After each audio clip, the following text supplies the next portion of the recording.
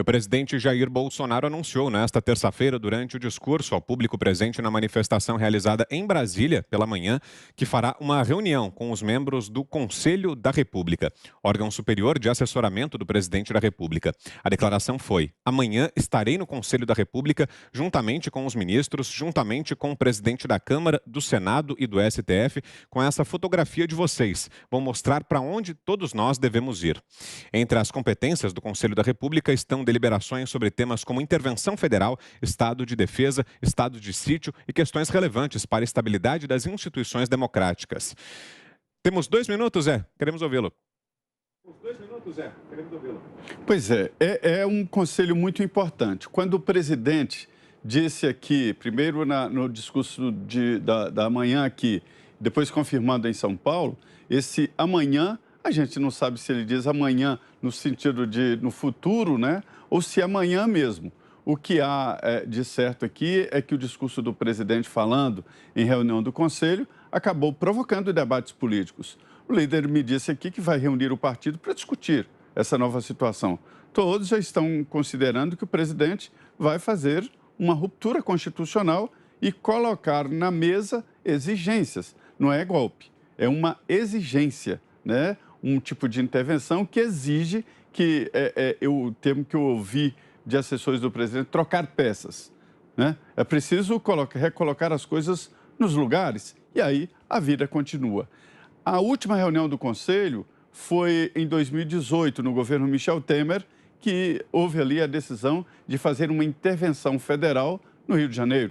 O debate era sobre intervenção federal no estado inteiro, mas acabou intervenção federal na segurança do Rio de Janeiro. É um organismo muito forte da República, né? Não é definitivo, mas é muito forte e qualquer estado de sítio, estado de segurança é preciso aprovar no Congresso Nacional, inclusive intervenção. Você, Cris, rapidinho, temos 40 segundos. O que achou dessa menção do presidente à convocação do Conselho?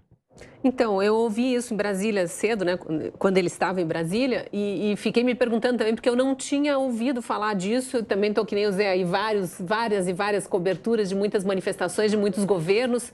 Estou com 31 anos de jornalismo, não lembro de nunca ter ouvido falar de reunião desse Conselho da República. Teve a história de intervenção federal no Rio e tal, mas a gente não ouviu com esse destaque que a gente ouviu hoje.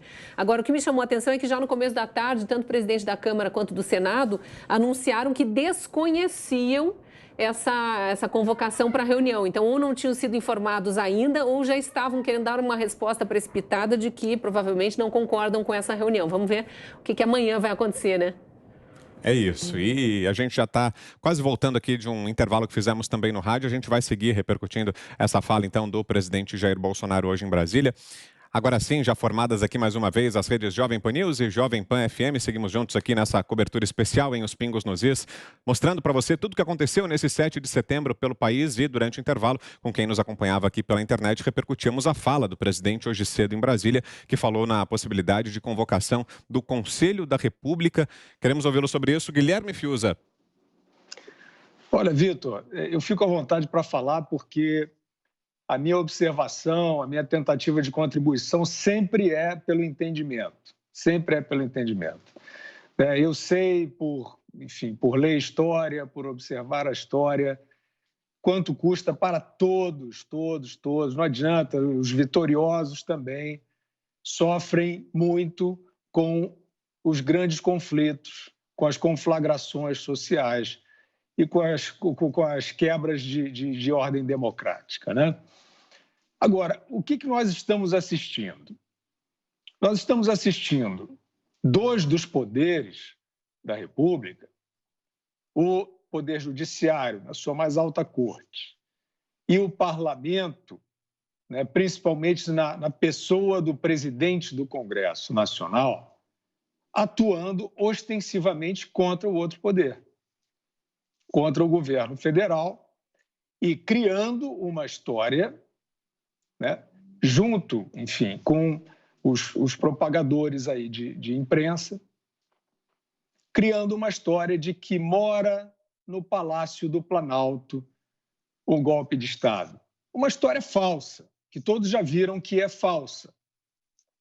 Mas quando dois poderes, nós vimos pelo discurso do presidente do Supremo Tribunal Federal, ministro Luiz Fux, e nós vimos pelo mais recente discurso do presidente do Congresso Nacional, senador Rodrigo Pacheco, que ambos estão em estado de provocação ao governo federal.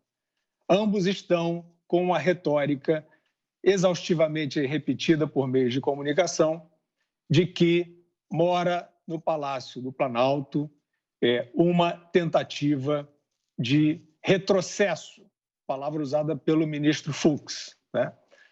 De retrocesso, de quebra da ordem democrática. Isso é falso. Qual é o problema peculiar, eu diria, deste momento histórico? Sempre há essa tentação. A tentação de ultrapassagem, né, do seu quadrado, da sua esfera de poder, para ter mais poder, é uma coisa até humana. Mas por que isso não é tão mais frequente na história? Porque sempre houve o contraste, o crivo da própria sociedade. E eu estou falando de quem? Eu estou falando da imprensa. Eu estou falando das reservas morais.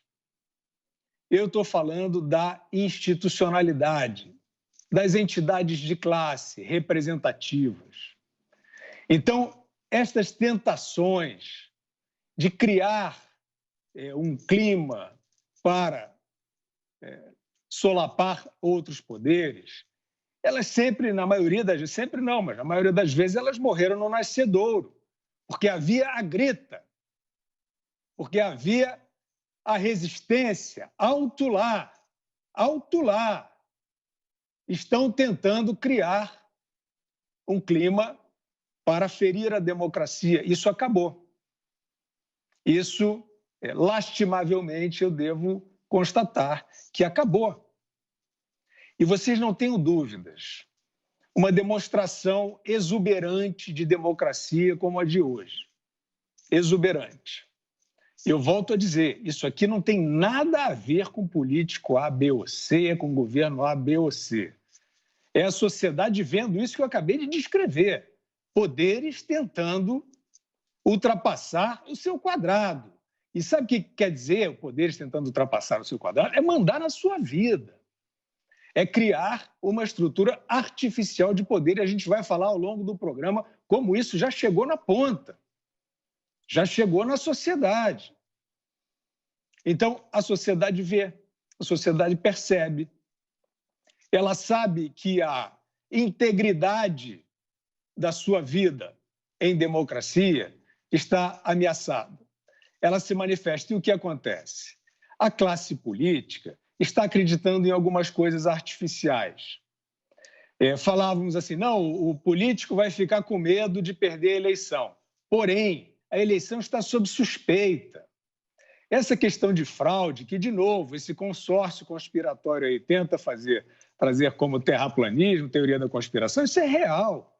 E quem está na política sabe que isso é real há muito tempo, que vende-se fraude por aí, não é? Determinadas sessões são aquelas em que se rouba, em que se frauda lá o flashcard. Existe isso, o sistema é vulnerável. Só que hoje a gente está diante de um árbitro eleitoral que nega a vulnerabilidade e se esta vulnerabilidade, como há vários indícios nas eleições recentes, né, inclusive a 2018, com a invasão constatada do sistema, se essa vulnerabilidade se torna a violação consumada, o povo na rua, como representação eleitoral do voto, não importa mais, porque o político vai acreditar que ele vai comprar a sua eleição. Isso já existe e pode existir em larga escala. Então, esse é o perigo e é por isso que o povo, Vitor, está mostrando fisicamente na rua que não vai deixar passarem por cima da população, literalmente.